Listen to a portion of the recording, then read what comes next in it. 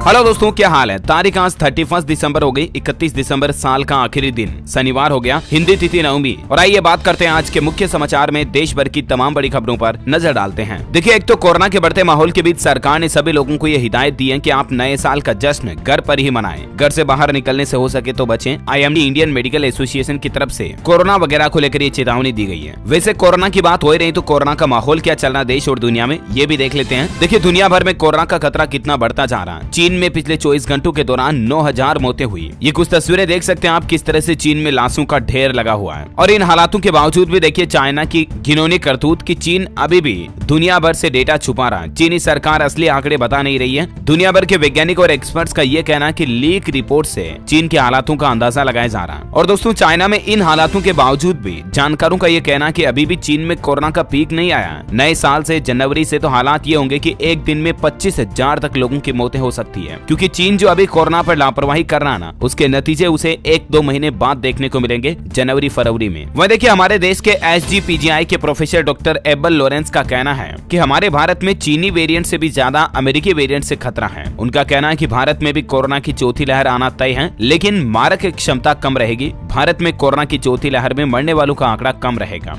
लेकिन ये भी आखिर एक प्रोफेसर है, तो इनका चौथी लहर को लेकर ये अंदाजा भी वाकई में सोचनीय है। अमेरिका में 10 करोड़ से ज्यादा कोविड मामले हो चुके हैं। जापान में अभी 8वीं लहर चल रही है और ब्रिटेन में भी कोरोना के हालात काफी ज्यादा बेहाल हैं। अब सवाल ये कि आखिर आगे भारत का हाल क्या होगा। क्या नए साल 2023 में भारत में भी कोरोना की स्थितियां काफी ज्यादा बढ़ेगी? क्या भारत में कोरोना की चौथी लहर आएगी? क्या एक बार फिर से लॉकडाउन जैसे हालात देखने को मिलेंगे? ये सभी सवाल हर एक उस भारतीय नागरिक के जहन में जरूर घूम रहे होंगे जिनको अभी भी पिछले 2 सालों के दौरान लगे कोरोना के लॉकडाउन और कोरोना काल के दौरान हुई मौतों का समय अभी भी याद होगा। तो ये वाकई में बड़ी चिंता की बात है। देखिए, भारत में कुछ कोरोना के अपडेट फटाफट से रैपिड न्यूज बताता हूँ आपको। बिहार में फिर मिले कोरोना पॉजिटिव। एक्टिव मोड में स्वास्थ्य विभाग। पटना एयरपोर्ट पर भी अब कोविड जांच जरूरी कर दी गई है। जापान में भी कोरोना से एक दिन में अब तक की सबसे ज्यादा मौतें हुई। 400 से ज्यादा लोगों की जान जाने की खबर है। वैसे भारत में कोरोना के आंकड़ों की बात करें तो पिछले 24 घंटों के दौरान 243 नए मामले आए, जबकि एक व्यक्ति की जान भी गई। हालांकि आंकड़ों की संख्या अभी भारत में ज्यादा नहीं है, लेकिन अगर नया वेरिएंट फैला तो एकदम से दिन दुगुने रात चौगुने आंकड़े इतने ज्यादा बढ़ सकते हैं।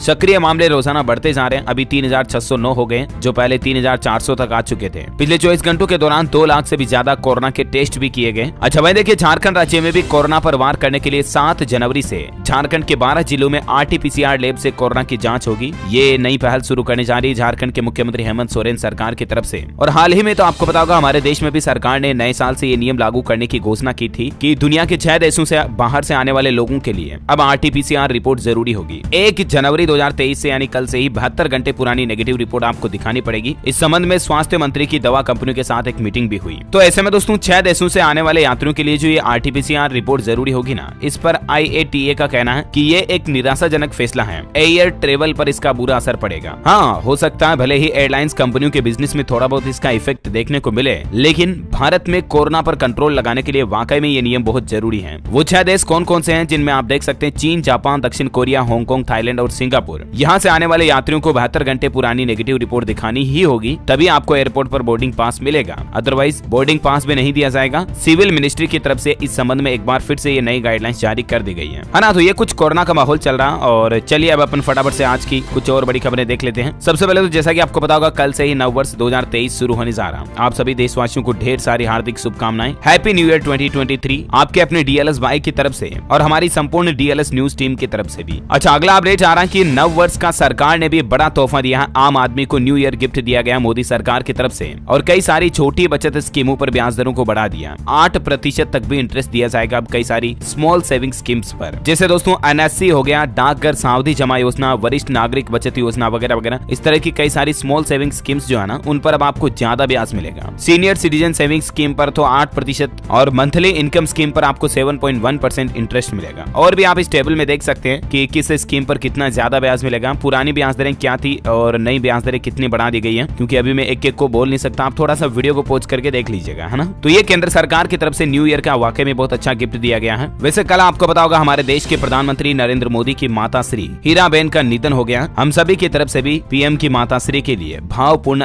शुरू पूरी श्रद्धांजलि एक बार फिर से। और प्रधानमंत्री की कर्तव्य निष्ठता देखिए आप, मां को मुखाग्नि देकर मात्र 2 घंटे बाद पीएम मोदी काम पर लौट गए। पश्चिम बंगाल के कार्यक्रम से वो वर्चुअली माध्यम से जुड़े वीडियो कॉन्फ्रेंसिंग के जरिए और कई सारी परियोजनाओं का उद्घाटन किया। वैसे वो कल पश्चिम बंगाल जाने वाले थे, लेकिन अचानक से ये अनहोनी घटना हो गई और इसके चलते उनका दौरा रद्द हुआ, लेकिन फिर भी वर्चुअली माध्यम से उन्होंने अपनी सारी जिम्मेदारियां पूरी की। इस पर पश्चिम बंगाल की मुख्यमंत्री ममता बनर्जी बोली कि आपकी माँ हमारी माँ है, थोड़ा आराम कर लीजिए। मोदी ने अपनी माँ को मुखाग्नि देने के तुरंत बाद ही पीएम का अपना फर्ज निभाया और वंदे भारत ट्रेन को हरी झंडी दिखाई पश्चिम बंगाल में। और इस तरह से अब हमारे देश में टोटल 7 वंदे भारत एक्सप्रेस ट्रेनें शुरू हो चुकी हैं। वहीं देखिए, मां की अंत्येष्टि के बाद दिल्ली लौटे पीएम मोदी अंतिम सफर में पार्थिव देह के साथ सब वाहन में भी वो बैठे रहे। मुखाग्नि के दौरान भी एकटक अपनी मां को निहारते रहे। कुछ तस्वीरें आप देख सकते हैं। पीएम की चेहरे की लकीरें ये साफ साफ बता रहे हैं कि एक मां को खोने का दुख क्या होता है। वाकई में दोस्तों, इस दुनिया में मां से बड़ा कोई नहीं है। ईश्वर का ओहदा भी मां के ओहदे से छोटा होता है। एक मां हमारी जिंदगी में कई अलग अलग किरदार निभाती है। जिंदगी की पहली गुरु भी मां ही होती है। इस दुनिया में बोलना,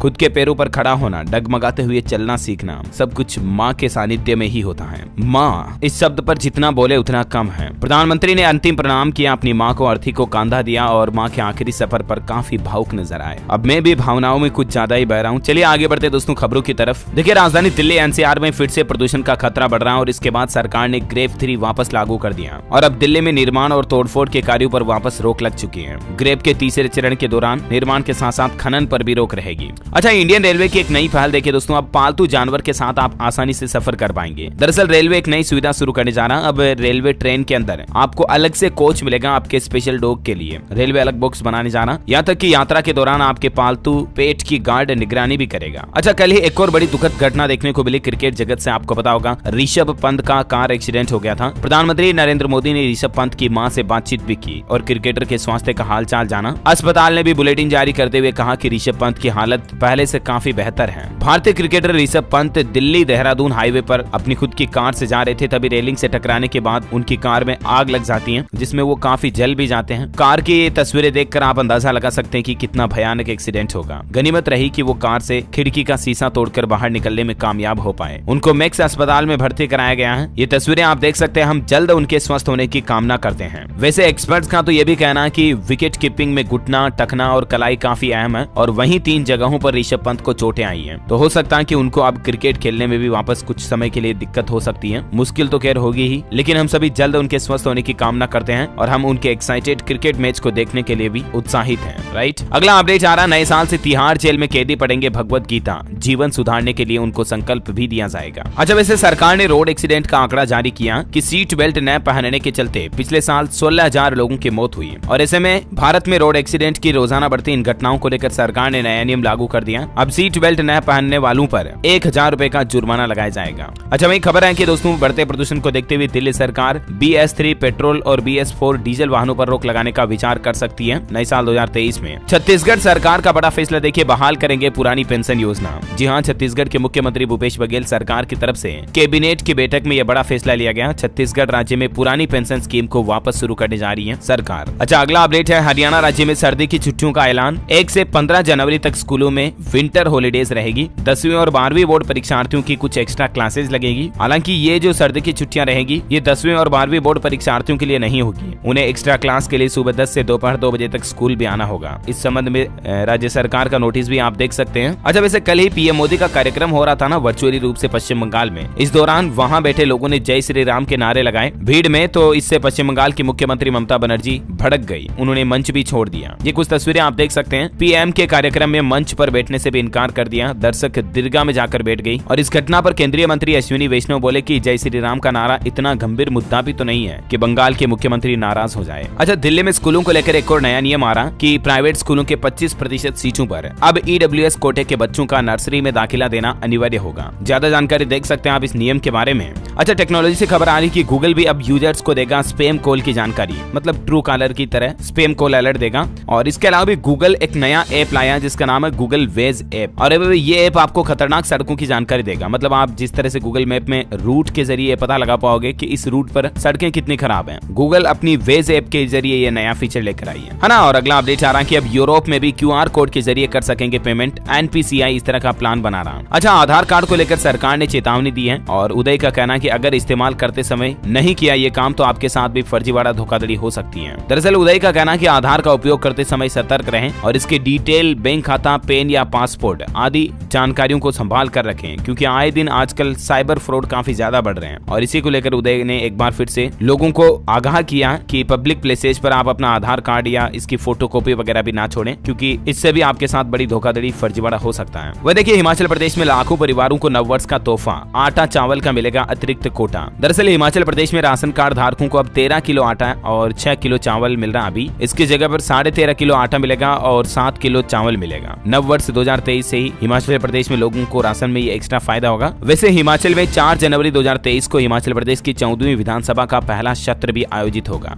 अच्छा, वहीं मध्य प्रदेश उज्जैन महाकाल से अपडेट आ रहा है कि नए साल पर 6 लाख से ज्यादा श्रद्धालु यहाँ पहुंचेंगे। महाकाल लोक से ही एंट्री मिलेगी। 2 दिन के लिए व्यवस्थाओं को भी बदला गया। अच्छा, वहीं देखिए दोस्तों, एलपीजी गैस सिलेंडर के रेटों पर अपडेट आ रहा कि इस साल 2022 में 4 बार बदला घरेलू एलपीजी सिलेंडर का भाव और 4 बार हर बार महंगा ही हुआ है। पिछले वित्त वर्ष की तुलना में इस साल तकरीबन 154 रुपए का इजाफा देखने को मिला है 14 किलो वाले एलपीजी सिलेंडर पर 2021 की बजाय 2022 में। और दूसरी ओर कॉमर्शियल गैस सिलेंडर की बात करें तो हालांकि कॉमर्शियल एलपीजी सिलेंडर इस साल पिछले साल की तुलना में 357 रुपए सस्ता हुआ है, लेकिन लोग बागों को तो घरों में घरेलू गैस सिलेंडर की कीमतों का बहुत ज्यादा बोझ पड़ता है, तो फिर सरकार को डोमेस्टिक एलपीजी सिलेंडर के रेटों को घटाना चाहिए, राइट। देखते हैं न्यू ईयर 2023 में पहली तारीख से इस पर क्या अपडेट आता है। जो भी खबर आएगी मैं आपको बता दूंगा। वैसे खबरों में आगे बढ़े दोस्तों, इससे पहले आज के मौसम समाचार पर नजर डाल लेते हैं। देखिए, न्यू ईयर से पहले हिमाचल और कश्मीर में बर्फबारी शुरू हो गई है। सैलानियों के चेहरे भी खिल उठे। लोग बाग घूमने के लिए, एंजॉय करने के लिए पहुंच रहे हैं यहाँ पर। हिमाचल के पहाड़ों की कुछ तस्वीरें आप देख सकते हैं, मानो सफेद चादर से ओढ़ रखी है पहाड़ों ने। बर्फबारी और मैदानी इलाकों में बारिश देखी जा रही है। तापमान में 4 डिग्री की गिरावट भी आई। और मौसम विभाग का ये भी कहना है कि नववर्ष 2023 पर कड़ाके की ठंड शुरू हो जाएगी। 1 जनवरी को कई राज्यों में घना कोहरा और शीतलहर की चेतावनी भी दी है। खास करके राजधानी दिल्ली, एनसीआर और उत्तर भारत के कई राज्यों में ठंड बढ़ेगी। दिल्ली में देखिए, आईजीआई एयरपोर्ट पर भी करीब 100 फ्लाइट्स लेट हुई। घरेलू और विदेशी यात्रियों को इससे परेशानी भी हुई कोहरे की वजह से। वह देखिए, हिमाचल प्रदेश में भी पर्यटकों को बर्फ में मस्ती करना भारी पड़ गया। अटल टनल के आसपास 100 से ज्यादा वाहन इसमें फंस गए। हालांकि सैकड़ों टूरिस्टों को सुरक्षित निकाल लिया गया, लेकिन बर्फ फिसल गई और अटल टनल बंद हो गई, तो इसके चलते क्या कि वाहन फंस गए अंदर। संपूर्ण भारत का स्काईमेट वेदर की रिपोर्ट के मुताबिक आज 31 दिसंबर का मौसम पूर्वानुमान कहता है अगले 24 घंटों में पंजाब, हरियाणा, उत्तरी राजस्थान, पश्चिमी उत्तर प्रदेश और दिल्ली के कुछ हिस्सों में कोहरा छा सकता है। और कुछ और डिटेल्स आप देख सकते हैं। चलिए कुछ एजुकेशनल खबरें देख लेते हैं। राजस्थान में सीईटी के एडमिशन कार्ड जारी हो चुके हैं। टेस्ट 8 और 9 जनवरी को होगा। वैसे राजस्थान में रीट पेपर लीक प्रकरण मामले में 2 और आरोपियों को गिरफ्तार किया गया और इस मामले में एसओजी ने अब तक 95 आरोपियों को दबोच लिया है। वहीं देखिए, मध्य प्रदेश में लोक सेवा आयोग ने राज्य सेवा परीक्षा की घोषणा कर दी है। 427 पदों के लिए 21 मई को होगा एग्जाम। अच्छा, वहीं पश्चिम बंगाल में जुडिशियल सर्विस का नोटिफिकेशन भी जारी हो चुका है। इसके लिए आप 10 जनवरी 2023 से अप्लाई कर पाएंगे। लास्ट डेट 31 जनवरी होगी। ये ऑफिशियल वेबसाइट है, इसके जरिए ऑनलाइन अप्लाई कर सकते हैं। ओके, चलिए एजुकेशन के बाद कुछ और अपडेट्स देख लेते हैं। दिल्ली के पास घर खरीदने का मौका, नोएडा प्राधिकरण ने एक खास स्कीम निकाली है। दरअसल नोएडा और ग्रेटर नोएडा प्राधिकरण ने 340 फ्लैटों की स्कीम को लॉन्च किया। अलग अलग सेक्टरों में फ्लैटों का आवंटन किया जाना है और ऐसे में जो लोग फ्लैट लेना चाहते हैं वो 2 जनवरी से इसके लिए आवेदन कर पाएंगे। लास्ट डेट 31 जनवरी रहेगी। अच्छा, वह देखिए अगला अपडेट,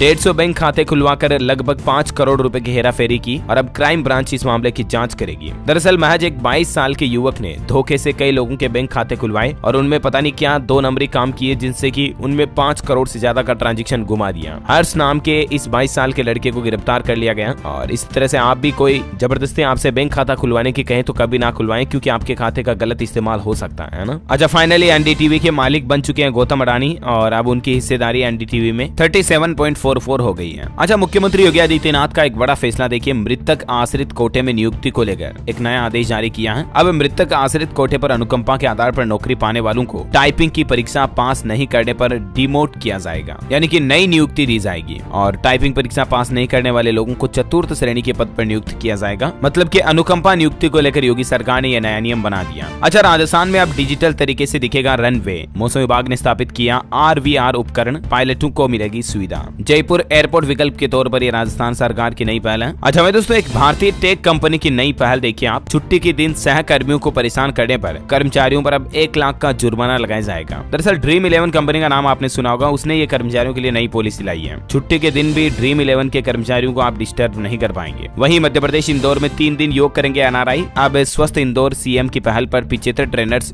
योगा क्रियाएं कराएंगे। झारखंड रिम्स में नए साल से दिखेगा बदलाव। 400 होमगार्ड की होगी तैनाती। सस्ती और जल्दी दवा उपलब्ध कराने के लिए अमृत फार्मेसी की होगी शुरुआत। उत्तर प्रदेश में नए साल पर आगरा मथुरा के के होटल फुल हैं। 1 लाख टूरिस्ट करेंगे ताजमहल का दीदार, 10 लाख लोग करेंगे बांके बिहारी के दर्शन। अच्छा, हिमाचल प्रदेश कांगड़ा में 3000 मीटर से ऊपर की सभी ट्रैकिंग गतिविधियों पर सरकार ने प्रतिबंध लगा दिया है। अभी बहुत ज्यादा बर्फबारी हो रही है और इसी के चलते IMD शिमला द्वारा खराब मौसम की भी चेतावनी दी और इसके चलते टूरिस्ट के लिए यह नया नियम लागू किया गया। वह देखिए, राजस्थान में सचिवालयों में 1 जनवरी से कागज पर नहीं चलेंगी फाइलें। ई फाइलिंग का एक नया सिस्टम लागू होगा और इससे तुरंत ये भी पता चल जाएगा कि आखिर पेंडिंग फाइल पड़ी कहाँ है, क्योंकि ई फाइलिंग में तो आप अपने पीसी पर कंट्रोल F फाइंड कर पाएंगे, समझ रहे हो ना। तो फिजिकल फाइलों के मुकाबले ये काफी ज्यादा आसान और फ्लेक्सिबल भी होगा। वह देखिए, रिलायंस ने खरीदी लोटस चॉकलेट में 51% हिस्सेदारी, कंपनी के शेयर में 5% का ग्रोथ देखने को मिला। अच्छा भाई, दिल्ली के CM अरविंद केजरीवाल ने मिशन हरियाणा की शुरुआत कर दी है। नए साल के तोहफे के तौर पर उन्होंने घोषणा की है कि एम्स दिल्ली से झज्जर तक बस सेवा का ऐलान किया। पाकिस्तान के हालातों को लेकर एक बड़ी चौंकाने वाली खबर सामने आ रही है कि पाकिस्तान में प्लास्टिक बैग में बिक रही रसोई गैस। ये कुछ तस्वीरें आप देख सकते हैं, ये बहुत ही ज्यादा खतरनाक है। 2 वक्त की रोटी के लिए कितना लोग बाग अपनी जान जोखिम में डाल रहे हैं, क्योंकि अभी पाकिस्तान की इकोनॉमी काफी ज्यादा गिरी हुई है और हालात ये कि लोग बाग सिलेंडर नहीं खरीद सकते, इतने पैसे नहीं है। तो सिलेंडर की जगह पर प्लास्टिक थैलियों में भरी हुई गैस का इस्तेमाल का चलन भी बढ़ गया। और अंत में मैं आपको एक बार फिर से PM मोदी के साथ उनकी माताश्री की कुछ